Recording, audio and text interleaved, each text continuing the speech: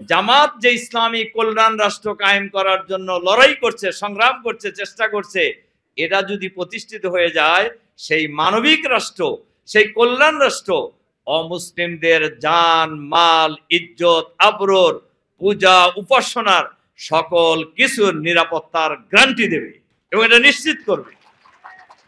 আমি শুধু যে কথাটা বলতে চাই যে 5ই আগস্টের পরে যখন কোনো সরকার ছিল না, আপনারা নিজেরাও আজকে এখানে অনেক নেতৃবৃন্দই সে কথা বলেছেন, তখনই 5ই আগস্ট রাত্রেই আমাদের নেতা আমিরে জামাত ডক্টর শফিকুর রহমান সারা বাংলাদেশেই জামাতের এবং শিবিরের নেতা কর্মীদেরকে নির্দেশ দিয়েছিলেন অমুসলিম ভাই বোনদের বাড়িঘর পাহারা দেওয়ার জন্য, মন্দির উপাসনালয় পাহারা দেওয়ার জন্য, ব্যবসা প্রতিষ্ঠান পাহারা দেওয়ার জন্য।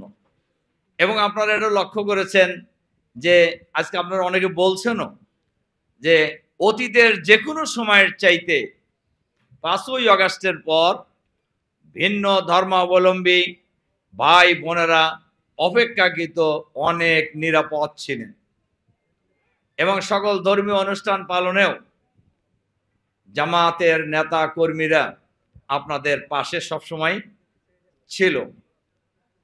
এইটা যে জামাত এই কাজটা করেছে, এটা এমনি এমনি করে নাই, ইসলামের বিধানও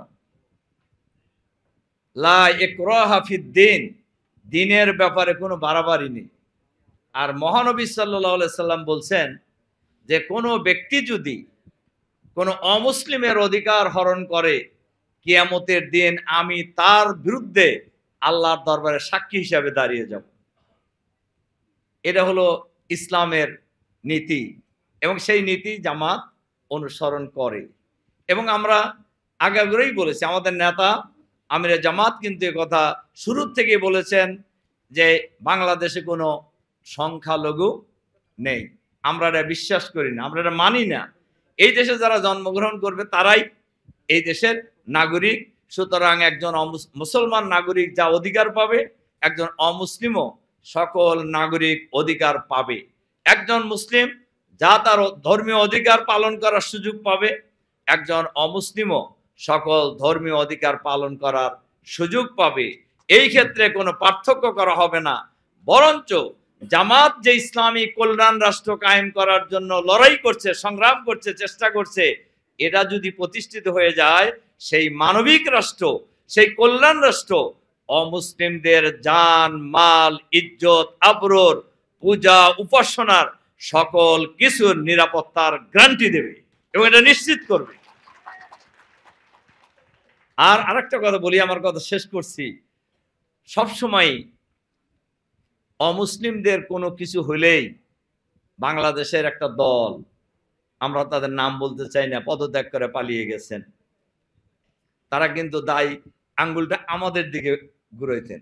কিন্তু আমরা বলছি, দেশ স্বাধীনতা লাভের পরে জামাত শিবিরের কোন লোক বাংলাদেশের কোন একজন অমুসলিমের কাছে 2 টাকা চাঁদা চেয়েছে কিনা এমন প্রমাণ কেউ দেখাইতে পারবেন না। কারোর 1 ডিসিমাল জায়গা জামাতের লোকেরা দখল করেছেন, এ কথা কেউ দেখাইতে পারবেন না। আপনারা আজকে বলেছেন, এরা কারা করে সবাই জানে এবং কাদের কথা বলছেন তাও জানে মানুষ।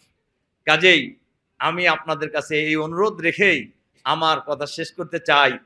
জামাত ইসলামী আমাদের এই সুন্দর সম্প্রীতির বাংলাদেশকে আরো আধুনিক, সুন্দর, সমৃদ্ধ করে চাঁদাবাজ মুক্ত, নৈরাজ্য মুক্ত, সন্ত্রাস মুক্ত, দখলবাজ মুক্ত, দুর্নীতি মুক্ত, মানবিক কল্যাণ রাষ্ট্র কায়েম করার যে সংগ্রাম করছে, এই সংগ্রামে আমরা সবাই মিলেই, ছোট্ট দেশ, মানুষ আমরা অনেক, দল মত জাতি বর্ণ ধর্ম নির্বিশেষে, হিন্দু মুসলিম বৌদ্ধ খ্রিস্টান সবাই মিলেই আমাদের এই প্রিয় দেশটাকে আমরা আগামী দিনে সুন্দরভাবে ঢেলে সাজাবো।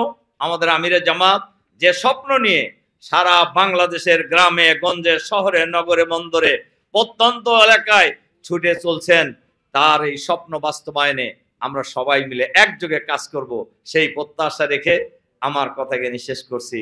আবারও আপনাদেরকে শুভেচ্ছা এবং অভিনন্দন জানিয়ে আল্লাহ হাফেজ।